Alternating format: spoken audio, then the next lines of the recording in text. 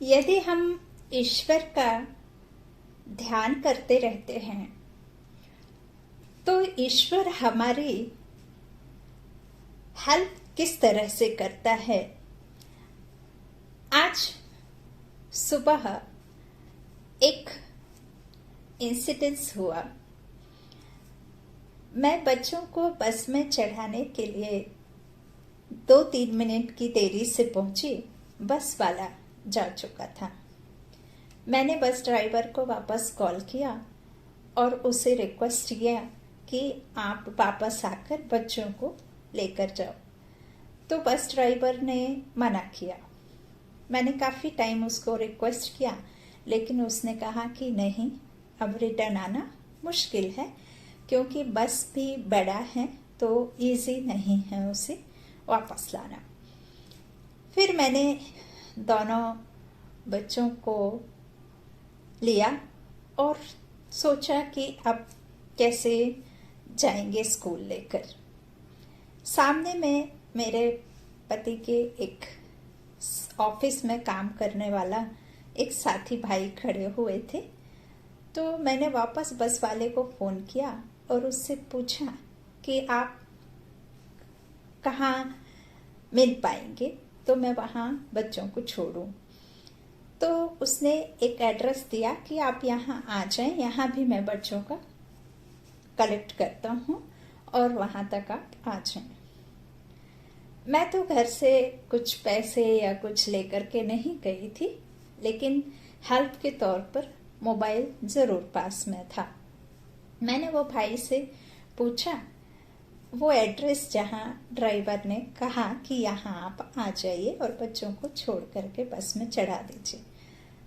तो उस भाई से मैंने एड्रेस पूछा और दोनों बच्चों का हाथ पकड़ा और निकल गई। जैसा कि आप सभी जानते हैं कि हम अपने एरिया में रह करके तो आसान है ये सब चीज़ें, लेकिन जब हम अपने कंट्री से बाहर रहते हैं तो ये बड़ा टफ जॉब है कि आप अकेले जा सके, और ऊपर से घर से पैसे लेकर के भी नहीं गए।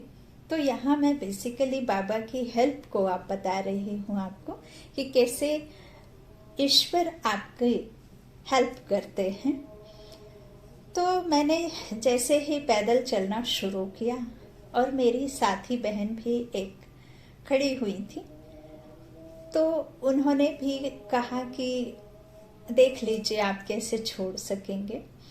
तो वो भाई से मैंने एड्रेस पूछा और बस हाथ पकड़ के निकल गई।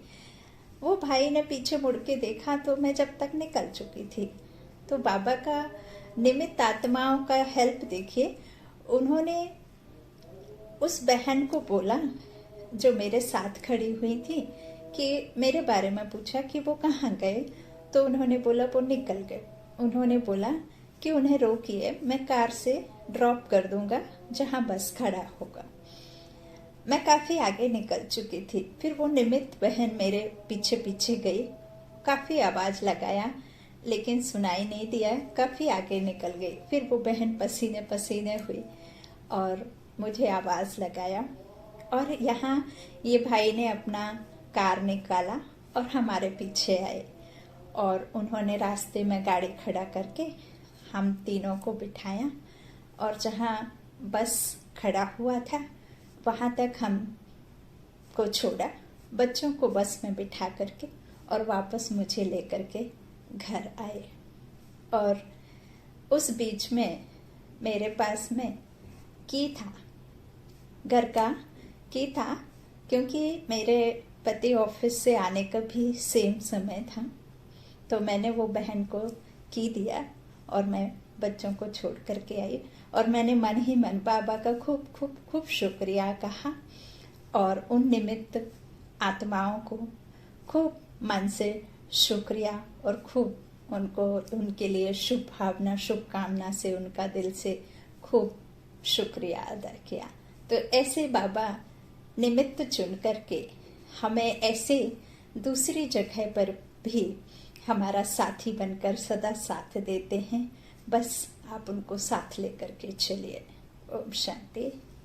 आपको ज़रूर मेरा ये अनुभव बहुत अच्छा लगे तो आप और भी निमित्त आत्माओं को और बाबा से जुड़ने का ये बहुत बड़ा एक सहारा है जो हम अनुभव साझा करते हैं, ताकि बाबा से और भी आत्माएं अपना स्नेह संबंध जोड़ करके उनसे अपने जीवन के रास्ते में चलने के लिए उनसे सहायता लें।